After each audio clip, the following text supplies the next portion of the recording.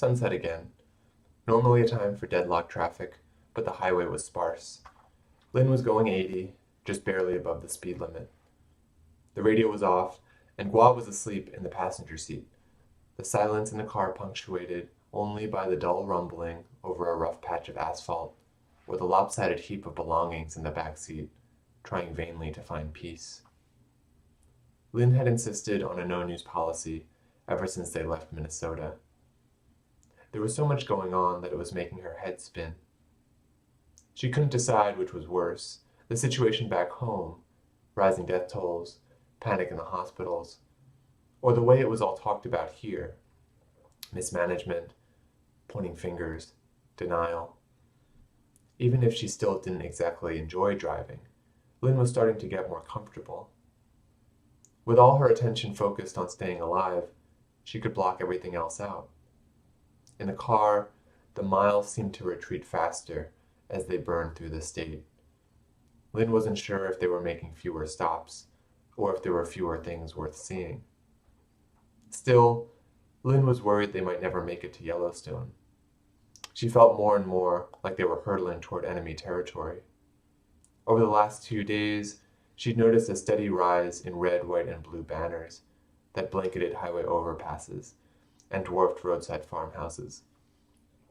But even more troubling was the frequency of billboards bearing a different flag, crossed with blue stripes and studded with 13 stars like sharp points of barbed wire. Lynn knew just how much she and Gua stuck out, but how much was her foreignness obvious to everyone else? Nothing had happened exactly, but there was still something off-putting about the way people had been looking at her, the glare she got whenever she moved or sneezed or brought a hand to her mouth, like they were itching to pick a fight. Lynn couldn't explain what she was feeling. She didn't think it was normal to have this strange discomfort, this creeping paranoia. It wasn't being the target of hate as much as it was the anticipation of it. It became a survival instinct to curl herself inward, small enough that there was no surface area left to attack.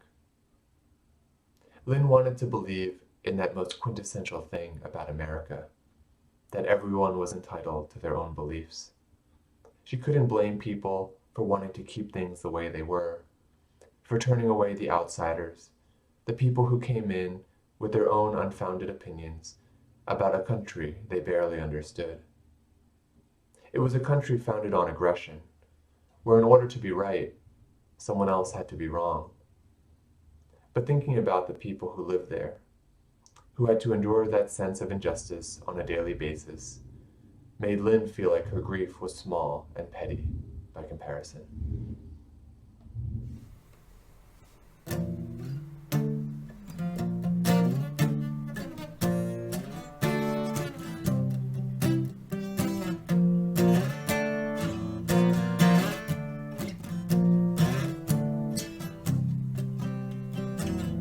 The streets are cold in my new homeland.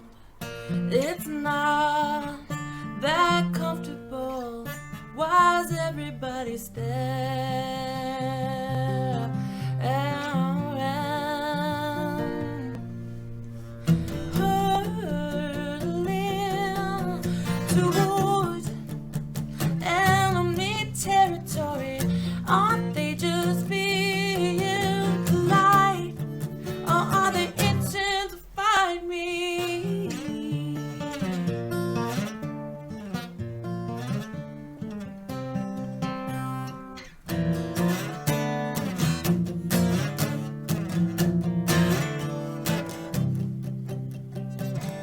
I'm more than a synonym for the slurs that you can't say.